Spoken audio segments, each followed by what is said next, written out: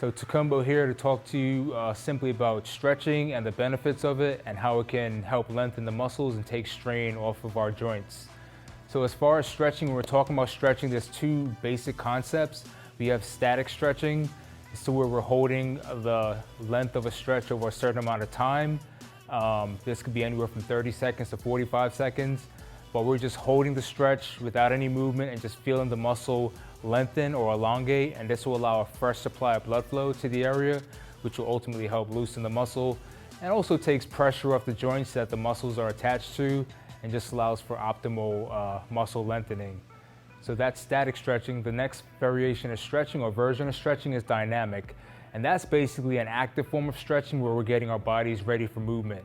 So if you go to a ball game and you see athletes doing any kind of like lateral shifting or high knee pulls while they're walking, that's just a variation of dynamic stretching, getting the muscles ready for movement. It can be anything from walking hamstring reaches to walking quad pulls. And again, it's just meant to warm the muscles up actively and just get them ready to go instead of lengthening them to a certain length and having them to be too loose where you could put yourself at risk for injury. So two basic concepts, static stretching and dynamic stretching. Just wanted to go over the difference between the two and how you can utilize them to better your overall flexibility and mobility. So a basic hamstring stretch, preferably want to get onto the ground with this and use something that doesn't stretch too much. Maybe a dog leash, a belt, something that stays somewhat static. I have a really thick rubber band, it doesn't move much. So we're going to transition onto our backs, and you can do this particular variation of stretch with the opposite knee bent or straight. I'm going to do it straight, okay?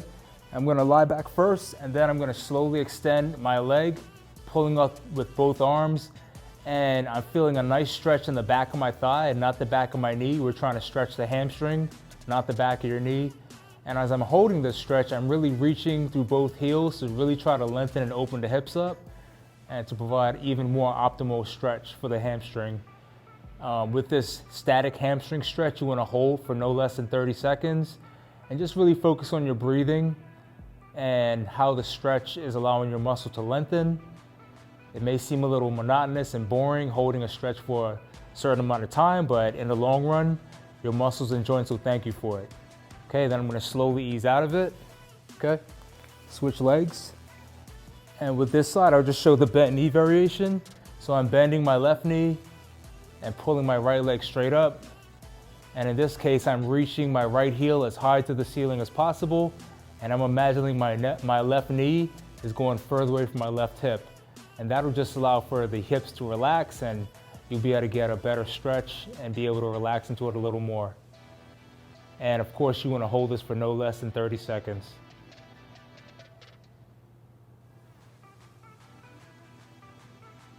Okay.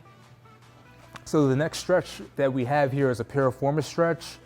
The piriformis is a glute med muscle, kind of on the side of your butt, hip area. And when it gets tight, it can cause a lot of hip and knee dysfunction, particularly low back issues as well. So it's really important to know how to perform this stretch safely and in a way that will allow you to feel the stretch in the right area. So I got two versions for you. The first one's really, really basic. It's a crossover variation. So I'm lying on my back. I'm gonna pull my knee up to my chest with both hands. And this is my left knee. So I'm basically just pulling my left knee across to my right shoulder. And that should provide a nice stretch right in the hip buttock area. This is where your piriformis lies. And this is a pretty basic, easy variation. If you don't have enough or adequate hip mobility, this is a good way to start out doing a piriformis stretch. Okay, again, you want to hold the stretch for no less than 30 seconds. And then of course, switch sides, okay? The other variation is a little more intense. It's a figure 4 variation. So I'm gonna do the right side. I'm crossing my right knee across my right ankle across my right knee, my left knee. And then I'm just gonna raise up and pull in. And that should give a nice stretch in that right hip buttock area. And you wanna hold this for no less than 30 seconds. Try to let the shoulders relax. If you want, you can interlock the fingers around that left knee and pull in, and that'll intensify the stretch. Again, if this variation is a little too intense for you, You can always revert to the crossover stretch. That will allow you to feel it more comfortably and hold the stretch for the amount of time you need to hold it for. So 2 simple variations to stretch out the hip buttock area, okay? That should help out a lot. The next stretch that I have for you is a hip flexor stretch. A lot of times when we're sitting throughout the day, our hip flexors in the front of our hips tend to tighten and pull our low backs into a compromised position. This is a good way to stretch them in a kneeling position. So I'm on my right knee, my left foot is parallel to my right knee, keeping my chest up. I'm basically just tucking my right hip underneath me, and that should provide a nice stretch in the right crease of my hip. So I'm just holding this, keeping my chest up, tucking my hips underneath me, and feeling a nice lengthening in the hip crease or sitting area of my hip. And you want to hold this for no less than 30 seconds. Just try to breathe into it. And if you want to take it a step further, you can always take that right arm and reach overhead, and that'll in fact intensify the stretch.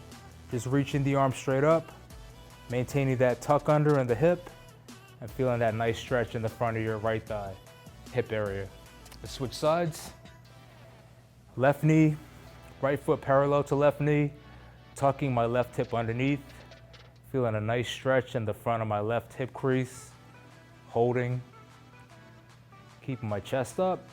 To intensify, raising my left arm straight up overhead, maintaining that positioning, and of course holding the stretch for no less than 30 seconds. And that's the hip flexor stretch.